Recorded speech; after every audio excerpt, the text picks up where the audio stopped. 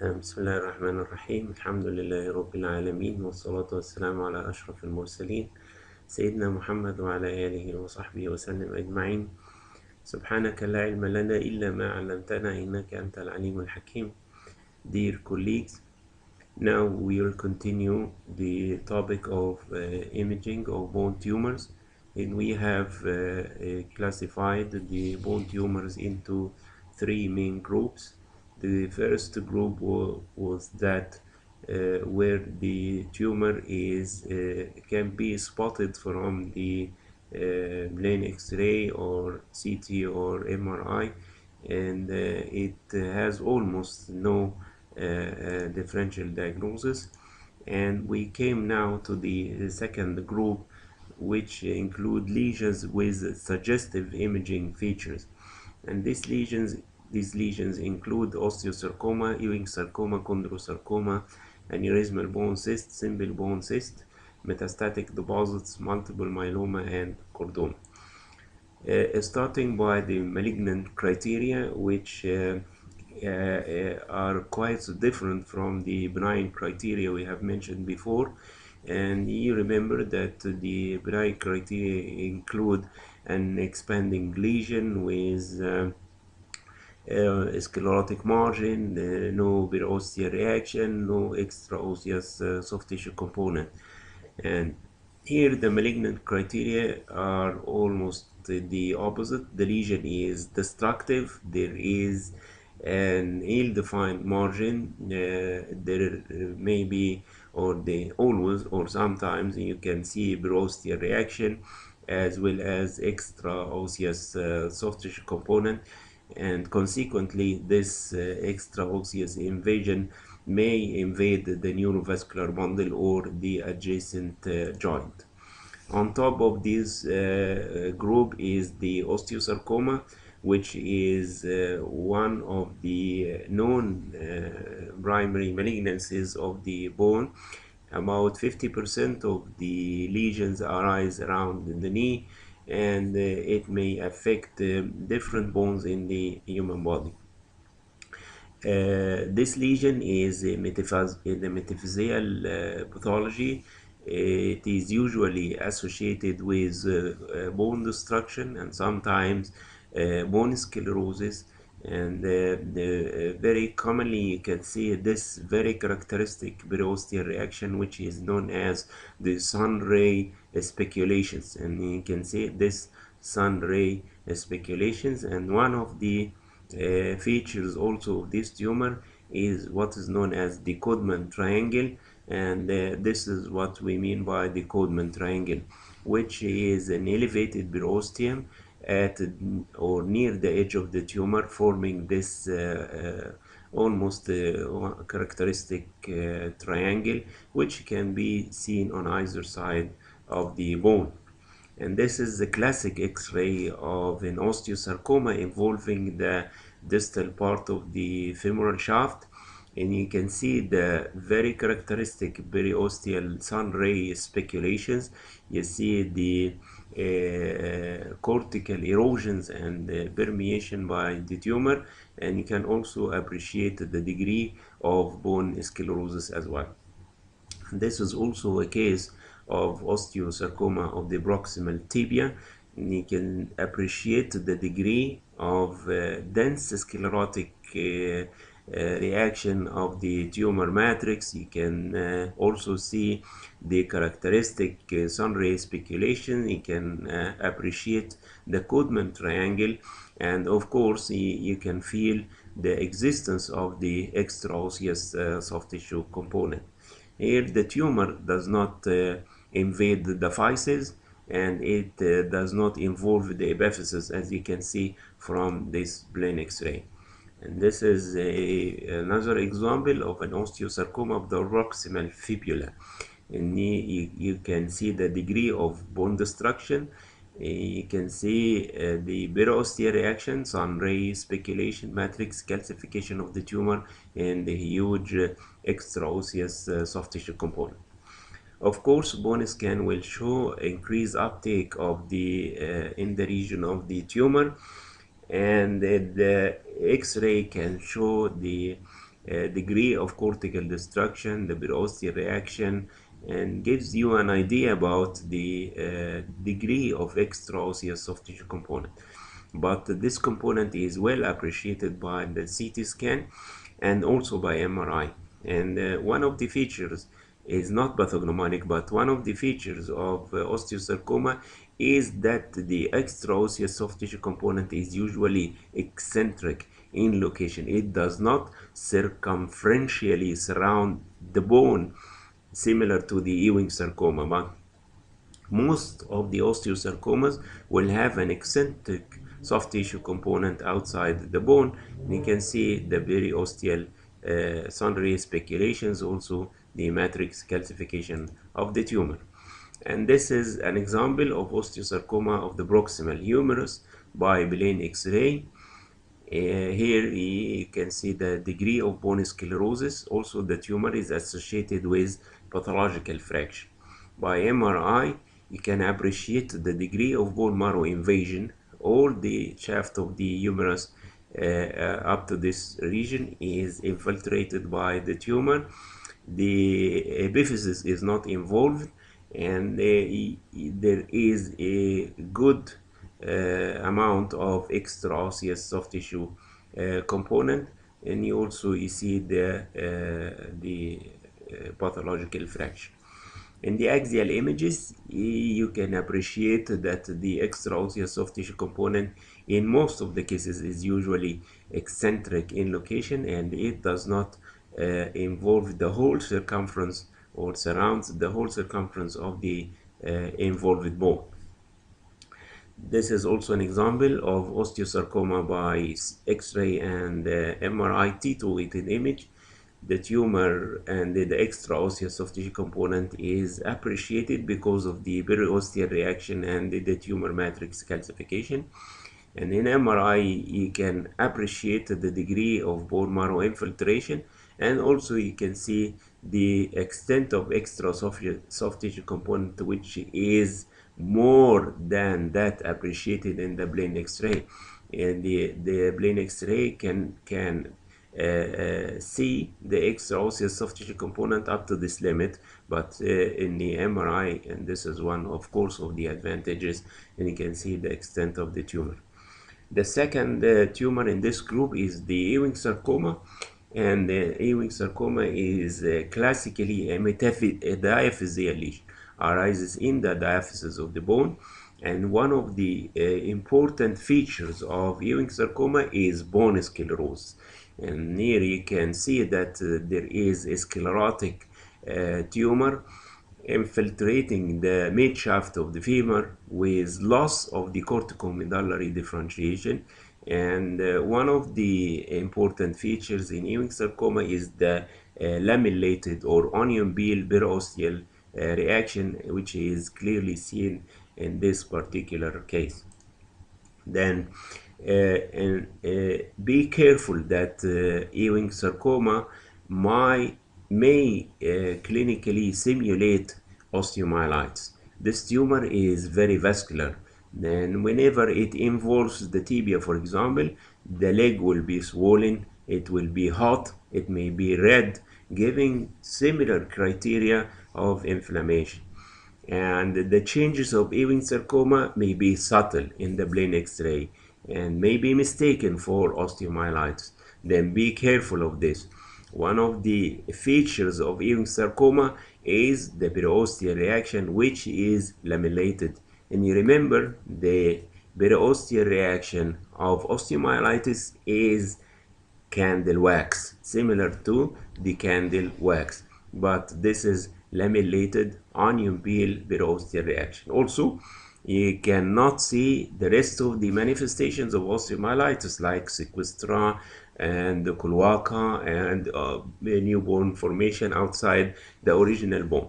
But here you can see the permeative cortical destruction in the region of the tumor, and you can appreciate also the periosteal reaction. Then if you see this, and this is one of the examples, bone sclerosis, cortical erosions, loss of the corticomedullary differentiation, and lamellated periosteal reaction, then you may need the help of MRI in particular because it is the most sensitive technique for evaluation of bone marrow infiltration. Then, if you look carefully to this pelvis and the proximal femora, do you think the lesion is on the right or on the left? If you look carefully, then you can see that this femoral head is not of normal density, and also you can see that there is or there may be some soft tissue swelling here, and this is the CT and MRI of the same case. The CT shows cortical erosions, shows circumferential periosteal reaction, and the MRI shows a good part of bone marrow invasion, being of low signal in the T1 and high signal in the stair-weighted images. Remember that the changes of Ewing sarcoma may be subtle in the plain X-ray and may be easily missed in the plain X-ray if you are not careful in looking for the manifestations, guided by the clinical picture of the patient.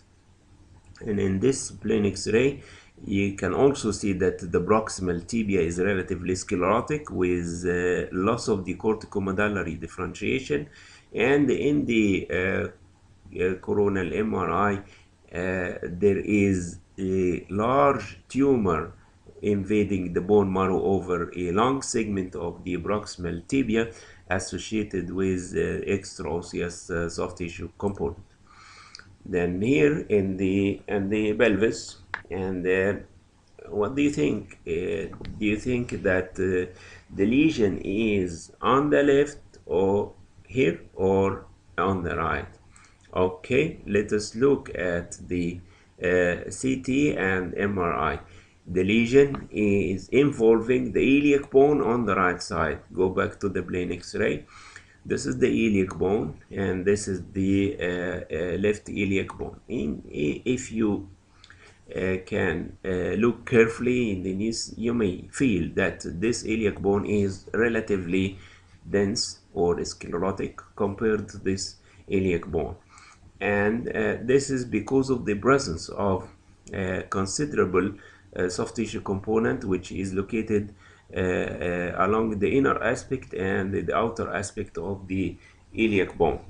Then this was proved to be an Ewing sarcoma of the right iliac bone. The third tumor is the chondrosarcoma, and chondrosarcoma is diagnosed by the presence of malignant criteria as well as matrix calcification of the tumor. Then, what are the malignant criteria? Bone destruction, extraosseous soft tissue component, periosteal reaction, so on and so. And this tumor is arising from the rib, and the rib is destroyed. There is a good or a big extraosseous soft tissue component with matrix calcification. Then you think of chondrosarcoma. And here, a chondrosarcoma arising from the sacroiliac joint, and there is a soft tissue component inside the pelvis and another soft tissue component outside the pelvis, and you can see the matrix calcification within the tumor tissue.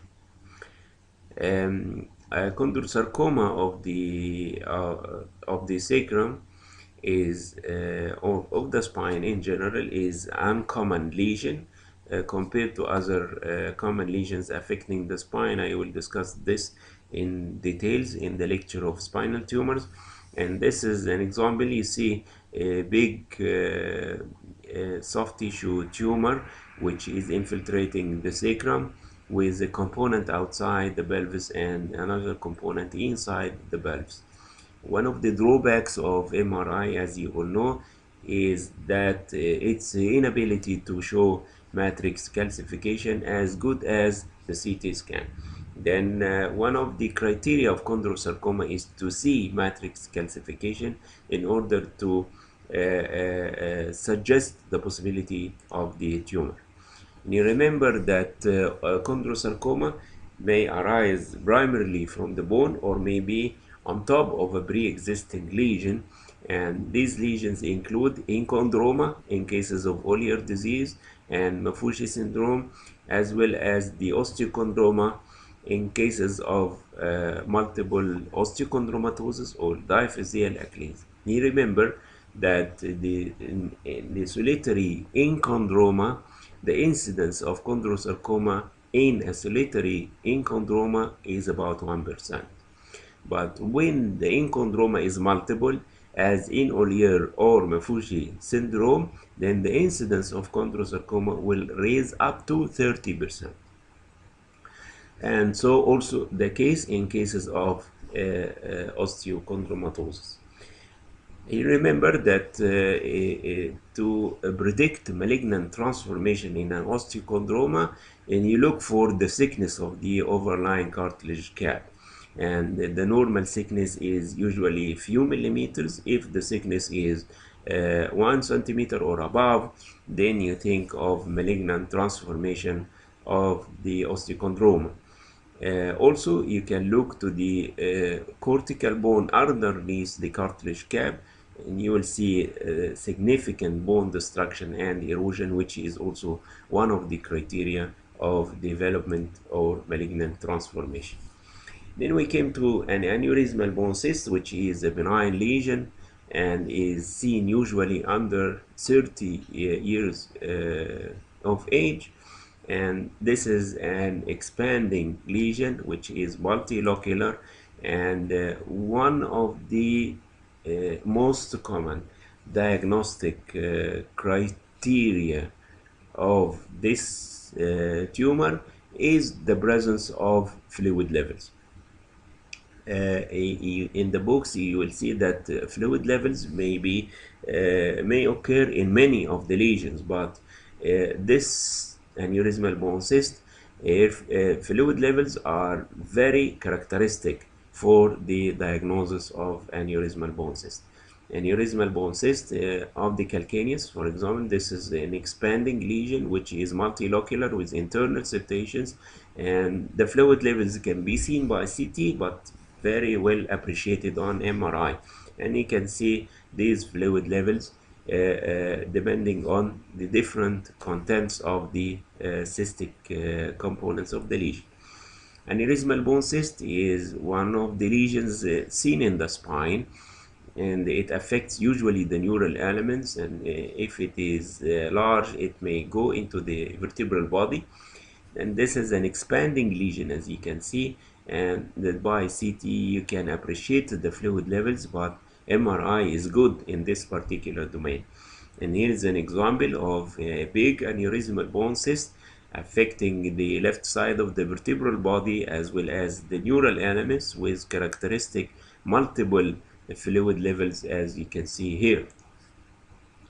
Aneurysmal bone cyst of the distal femur, and then the T2 weighted images and also in the T1 weighted images you can appreciate the presence of multiple fluid levels, which are very helpful in suggesting the possibility of aneurysmal bone cyst. The simple bone cyst or unicameral bone cyst is a cystic lesion which is unilocular. It does not contain multiple loculi. And this cyst commonly occurs in the proximal humerus and the proximal femur. 90% of these lesions occur in the proximal femur or in the proximal humerus. Then if you see an expanding lesion in these particular two sites, the first possibility will be a simple bone cyst. Then the only thing to support your diagnosis is to confirm that this cyst is a single cavity. And sometimes in the x-rays they show pathological fracture, and one of the fragments of the bone will sediment at the dependent part of the cyst, indicating that this is a unilocular cystic lesion. Then by plain X-ray, sometimes you cannot appreciate the single cavity of the cyst, and you may need the help of CT or MRI. And you see here, this is a simple bone cyst in a characteristic common location, which is the proximal part of the femur. And here is the simple bone cyst in the proximal humerus, and a simple bone cyst in the proximal part of the femur in another case. Then metastatic deposits are usually multiple. They affect the skeleton. The lesions may be osteolytic, may be osteosclerotic, may be mixed osteolytic and osteosclerotic. Usually, you do not see perosteal reaction in cases of metastatic deposits, but if the lesion affects one of the long bones, for example, you may see pathological fracture. One of the helpful criteria for the diagnosis of metastasis is the presence of non-primary malignancy. But in cases of multiple lesions like this in the spine, I will emphasize this in the lecture of spinal tumors, then the first possibility whenever you see multiple infiltrative bone marrow lesions, especially if they are of different sizes and they affecting the neural elements, then you think of metastatic deposits. And this is also a characteristic appearance by CT scan of metastasis in the pelvic bones as well as in the sacrum. Of course, you know that bone scan is one of the most sensitive techniques searching for metastatic deposits, and you can see the extent of metastasis by this simple technique. Also, you know the differential diagnosis of a solitary dense vertebra like this one. This dense vertebra may be one of three: either a sclerotic metastasis, or maybe due to lymphoma or Paget's disease. And you know that Paget's disease will enlarge the size of the bone. Then look to the sclerotic vertebra. If it is similar to the above vertebra or the below vertebra, then you can exclude the possibility of Paget's disease. Then you are in between these two diagnoses, deposits or lymphoma. Then this is an X-ray of the pelvis showing multiple osteolytic lesions of the iliac bones, of the proximal femora, of the pubic bones, and also of the spine, representing metastatic deposits. And metastasis can also be sclerotic, and whenever the sclerotic metastases are mentioned, you remember the prostatic cancer, which is one of the commonest lesions to give a sclerotic metastasis. But remember also that the breast and lung cancer may present by sclerotic metastasis or even mixed metastatic deposits. And you also remember that metastasis may be lytic at the start of therapy and may turn sclerotic by during the course of radio or chemotherapy according to the treatment. This is an example of sclerotic metastasis of the dorsal and lumbar vertebrae. And you see this deposit, which involves the whole body of the vertebra as well as the pedicle and the lamina. Also, you can see these multiple lesions. And you remember that the bone island is a sclerotic lesion which may be mistaken for a sclerotic metastasis, but the edge of the bone island is speculated, while the edge of the sclerotic metastasis is usually smooth, as you can see here. And whenever you have the possibility to reconstruct the images in sagittal or coronal way, this is very helpful, especially in the follow-up of the lesions, because in the single image you can know the level of the metastatic lesions, and you can compare this image by the recent image to see the response of therapy. Then one of the most important, let us say, is something to important for you to remember is the most sensitive pulse sequence to see vertebral metastasis is T1 without contrast injection.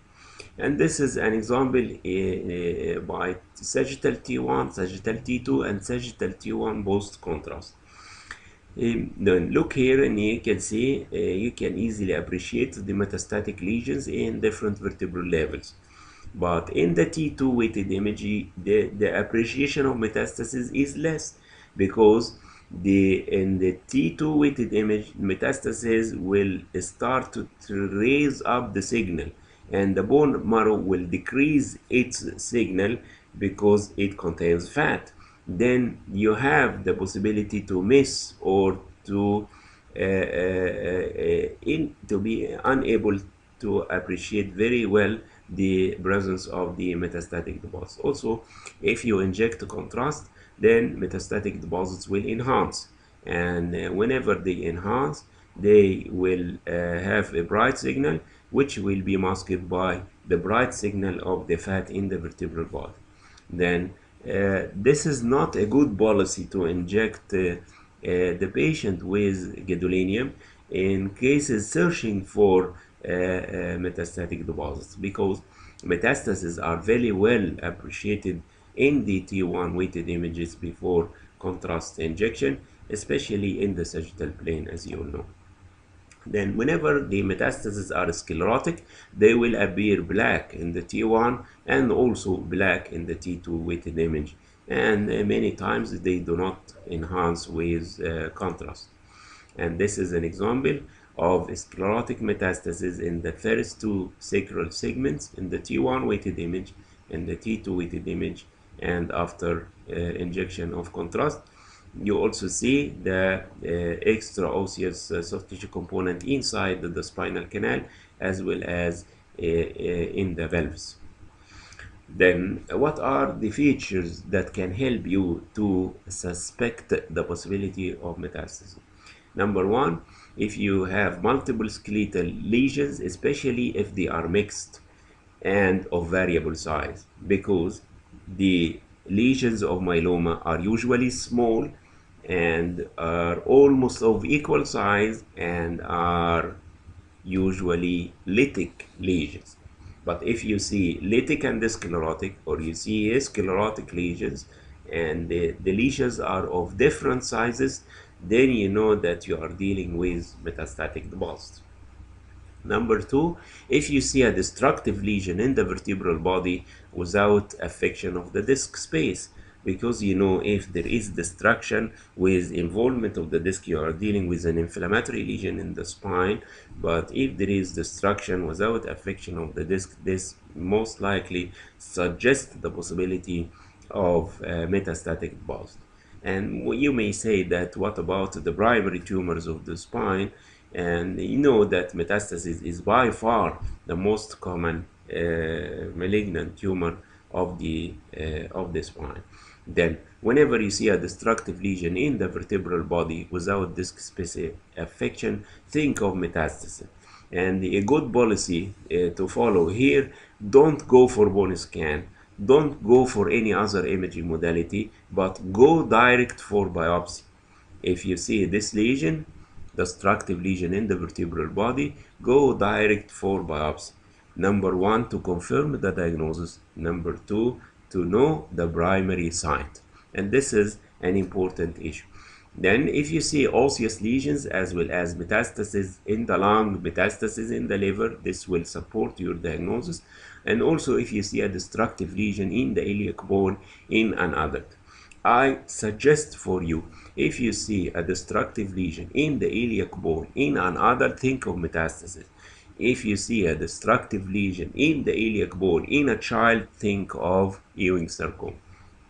And also a good policy here is to go direct for biopsy to confirm the diagnosis and to know the primary site. And this is another female patient with a very big destructive lesion in the iliac bone that represents metastatic deposit. Then multiple myeloma is the primary malignant tumor of the bone. It represents 1% of all malignant disease, 10% of hematological malignancies. And these lesions are classically osteolytic, and they are most commonly of similar or almost similar size. And if you look here, there are multiple osteolytic lesions in the femoral shaft, and multiple osteolytic lesions in the calcareal bones, and multiple osteolytic lesions in the vertebral body, as well as in the iliac bones. And if you see lesions like this, you are in the differential diagnosis between myeloma and metastasis. And if you know the primary malignancy, this will help. If the lesions are mixed, sclerotic and lytic, this will help. If the lesions have a good extraosseous soft tissue component, this will help. It is in favor of metastasis rather than multiple myeloma. And this is a classic case of myeloma, where you see numerous osteolytic lesions of almost equal size affecting the pelvic bones as well as the proximal femora, most of the vertebral bodies, as well as the ribs, as you can see here. Then the solitary myeloma, as you all know, is known as the plasmacytoma, and multiple myeloma will appear as numerous osteolytic lesions of almost uniform size. They may coalesce together to form a larger lesion. In the plain X-ray, you may appreciate only, especially in the spine, that there is osteoporosis and some vertebral collapse. And here is the same case of myeloma I have presented before, and this is the skull of the same case, and also a close look for the lumbar spine and the rib lesions as well as the pelvic lesions. And in the spine, you can see that there is loss of bone density, and there are multiple loss of height of the vertebrae, and this may be normally seen in patients with osteoporosis only. But in order to confirm that this has a relation to myeloma, you should have CT or MRI. And if you have the CT scan and you see multiple osteolytic lesions of almost equal size affecting the vertebral bodies and the neural elements, then you think of myeloma. And in MRI, you can see that the lesions are of low signal in the T1 and increased signal in the T2 weighted image. And you will appreciate multiple variable degrees of loss of the vertebral height.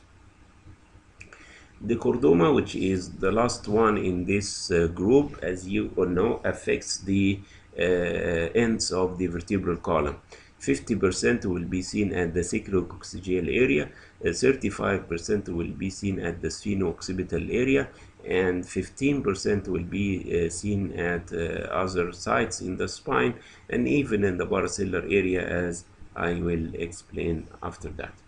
Then this is the most common primary malignant tumor after lymphoproliferative tumors. It arises from remnants of notochord, usually a midline lesion. It forms a large mass with matrix calcification and destruction of the affected part of the spine.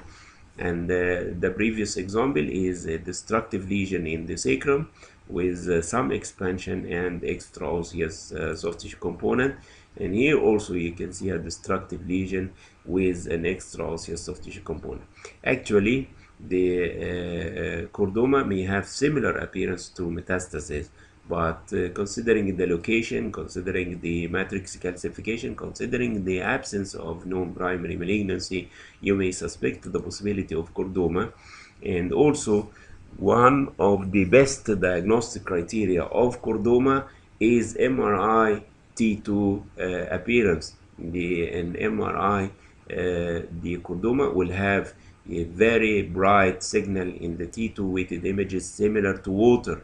and this may help you. This is not the case, of course, in metastasis. You remember, metastases are hardly seen in the T2 weighted images, but chordoma will show bright signal similar to fluid in the T2 weighted images. And this is an example of destructive lesion in the sacrum associated with extraosseous soft tissue component and matrix calcification, highly suggestive of chordoma.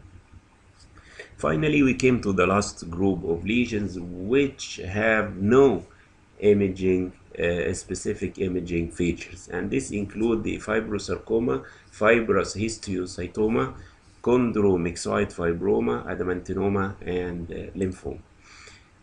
Starting by the fibrosarcoma, and this is the least common malignant bone tumor, and about 80% of the lesion occurs around the knee joint.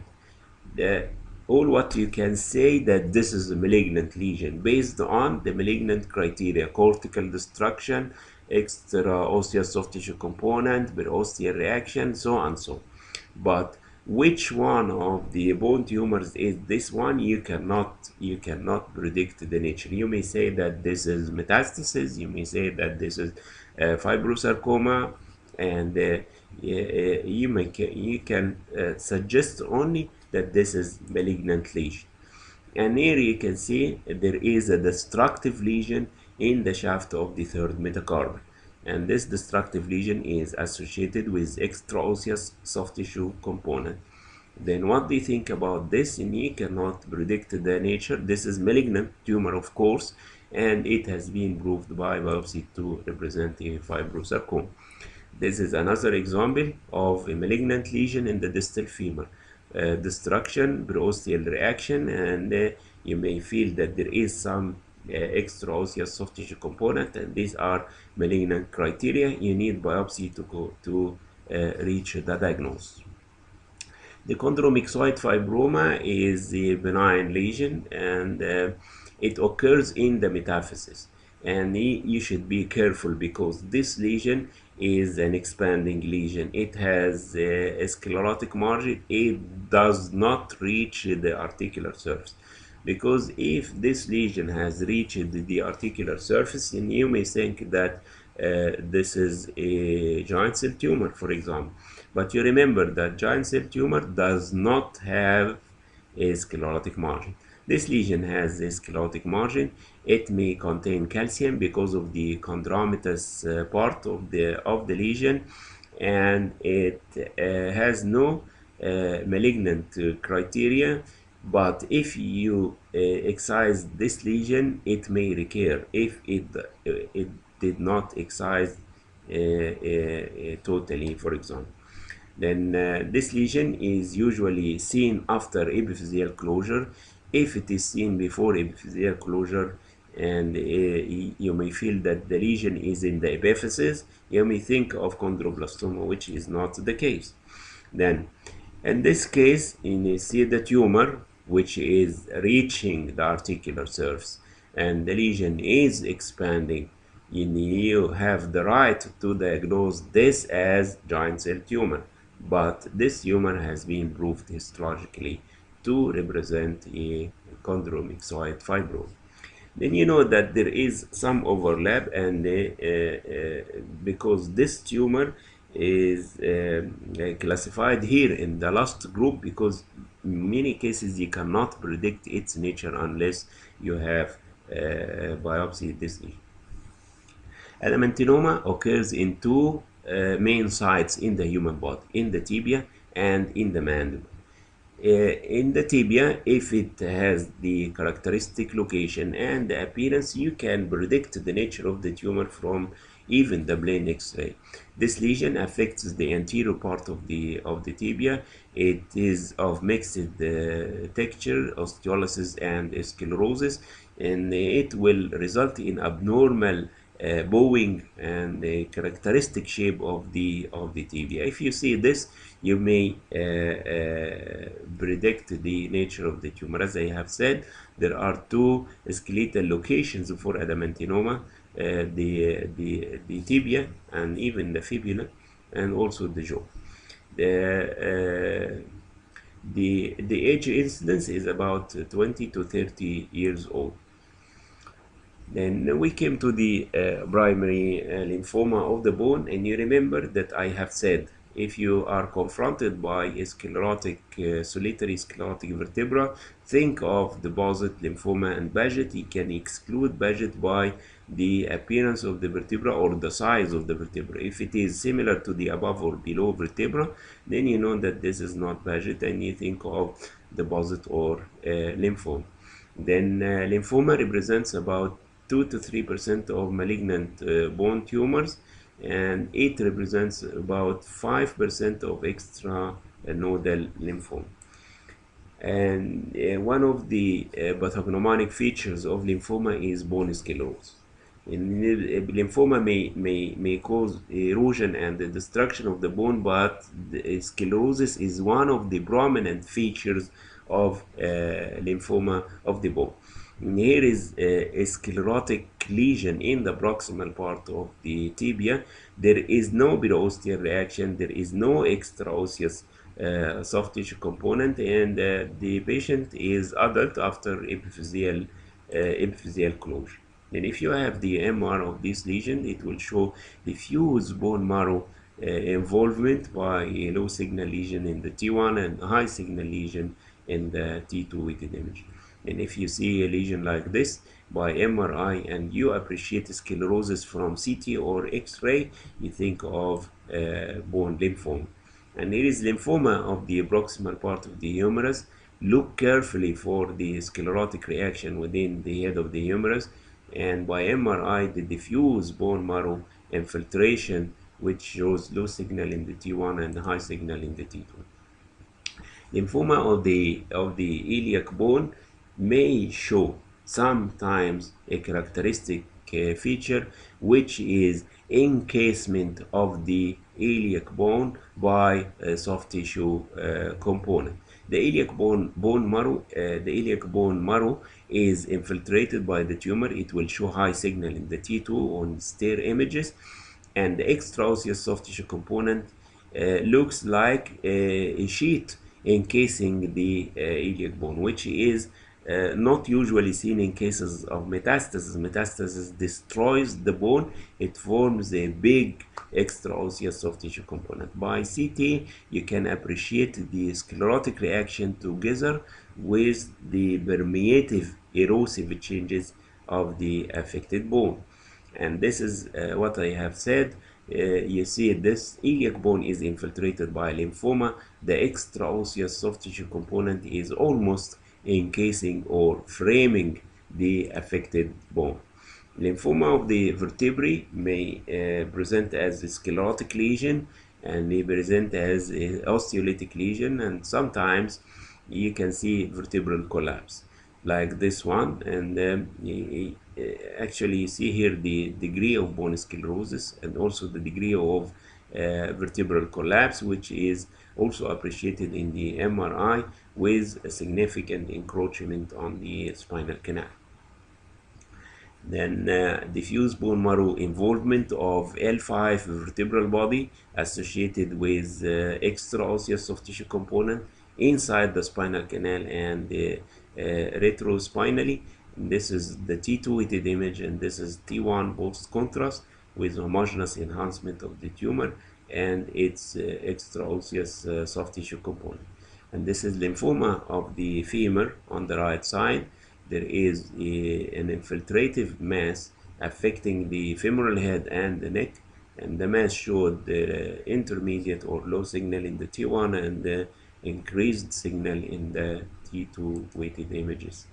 Finally, the benign lesions of the bone are characterized by the well-defined margin, the sclerotic rim, and the expanding nature. And I put a question mark here because there are some malignant lesions that can show expansion, like plasmacytoma and some types of metastatic deposits. The benign lesions are not surrounded by extraosseous soft tissue by periosteal reaction, and there is no extraosseous soft tissue component. And this is the trial to collect the expanding lesions of the bone, whether they are tumors or not, include the word phygnomachic. This phygnomachic represents the fibrous dysplasia in chondroma, giant cell tumor, non-ossifying fibroma, osteoblastoma, myeloma, aneurysmal bone cyst, simple bone cyst, brown tumor of hyperparathyroidism, and hydatid cyst in cases of infection, and finally the chondroblastoma. Malignant features include ill-defined margin, cortical destruction, perosteal reaction, extraosseous soft tissue component, which may extend inside the joint and which may also involve the neurovascular mold. The classification of bone tumors in the books are represented in this way. They usually say that there are three main cell types in the bone: the osteoblast, the chondroblast, and the fibroblast. Tumors arising from the osteoblast include osteoma, osteodeosteoma, and osteoblastoma. The malignant form is osteosarcoma. Tumors arising from the chondroblast will include enchondroma and chondroblastoma, with the malignant component is the chondrosarcoma. Tumors arising from the fibroblast includes fibrous cortical bone defect, non-ossifying fibroma, and fibrous dysplasia, with the malignant component is the fibrosarcoma. And there is an intermediate lesion between osteoblast and the chondroblast, which is the osteochondroma or the cartilage cap exostose, and an intermediate lesion between the chondroblast and the fibroblast, which is the chondromyxoid fibroma. Then the remaining two groups, which are not classified under these titles, include multiple lesions, mainly multiple myeloma, metastasis, and lymphoma, and expanding lesions like simple bone cyst, aneurysmal bone cyst, and the giant cell tumor. هذا وبالله التوفيق والحمد لله رب العالمين. Thank you very much.